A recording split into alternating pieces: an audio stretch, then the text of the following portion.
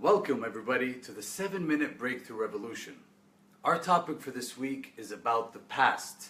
And this is my good friend, Diana Ikki. Really nice to have you with us today, Diana. Great to be here. Thank you. Welcome. So Diana is a psychologist. She's a leadership consultant, and she has over 10 years of experience in training. Yes. So tell me more about you, Diana. What made you choose this topic in particular, the past? This topic stuck out to me because so many people get so hung up on the past, and it creates this obstacle for everybody. Mm-hmm.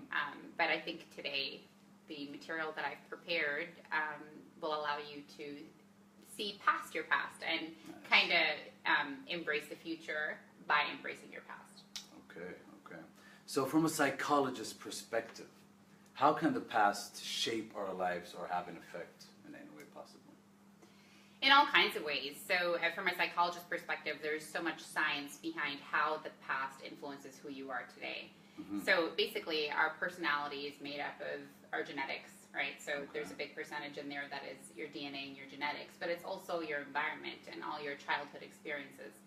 So most theories in psychology really focus on your experiences growing up, your experiences during your teenage years, your experiences during your adulthood years, and that really shapes your behavior and shapes the way that you perceive things, your level of optimism, all kinds of things. So I would say that your childhood is very influential. So, kids' experiences, building self-confidence.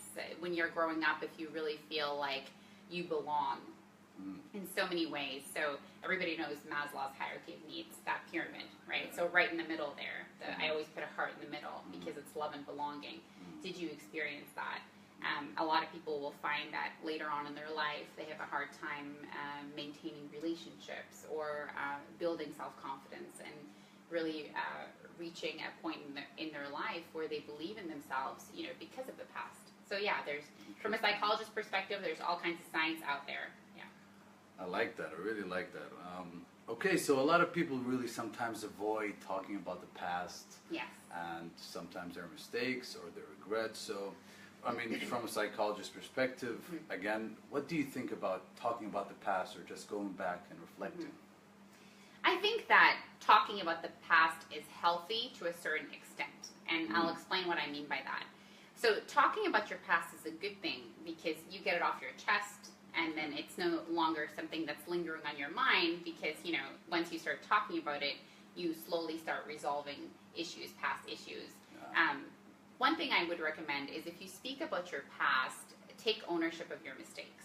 So one mistake people make is they victimize themselves. Okay, so this happened to me, and, my teacher did this, and my parents treated me horribly, and my friends abandoned me, and you must be the cause of some things that happened to you in your past. And if you speak about your past all the time and put yourself under this light where you are constantly a victim, I don't think that's productive at all. But if you speak about your past in a way that's healthy, where you take ownership, where you admit you've made mistakes, I think that's very healthy. I totally agree. I came across this definition of maturity years ago, and they basically said maturity is taking full responsibility for everything that's happening in your life, for you to be able to take actually the first step so you can change. Definitely. So how can people get over regrets or some decisions that they made that's still, in the past, that's still lingering with them? I think what people don't realize is if there is something that's happened in your past that you absolutely cannot change, and you spend all this time thinking about it, and you spend all this energy thinking about something that you absolutely can't change, you deplete your own resources. So you only have so much energy. So if you're going to spend so much time thinking and emotionally reacting to something that you absolutely can't change, like, for example, a divorce or the death of a loved one, there's no changing things like that.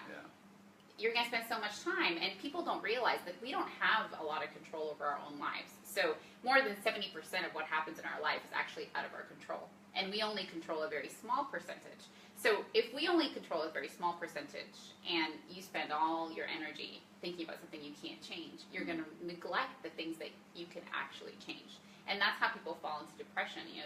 They start thinking about you know, what if I did this? You know, I made this horrible mistake. I have all these regrets.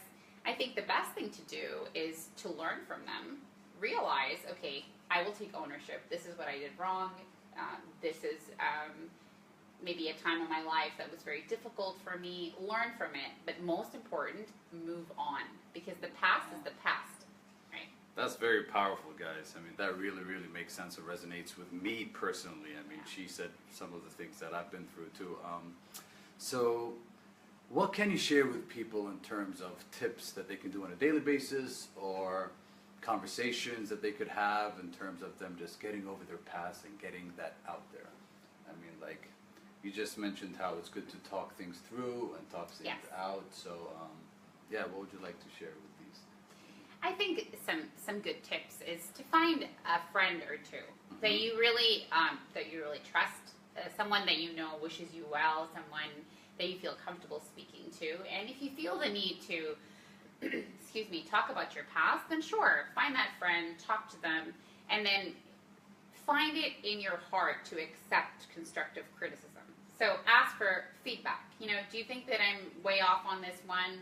And accept their feedback. So if they say, you know what, I think what happened there is maybe you should have X, Y, Z. You know, listen to that feedback and give yourself some time to digest it, and then, you know, learn from that opportunity.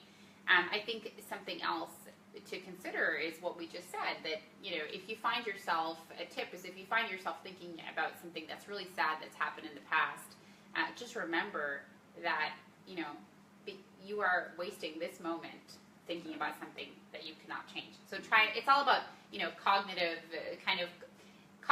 conditioning, if I may. So, you know, you just kind of rewire your thinking to say, okay, let's come back here. I learned from this opportunity, but, you know, I'm living this moment and I have so much potential and I don't want to waste my energy doing this. I want to do something great.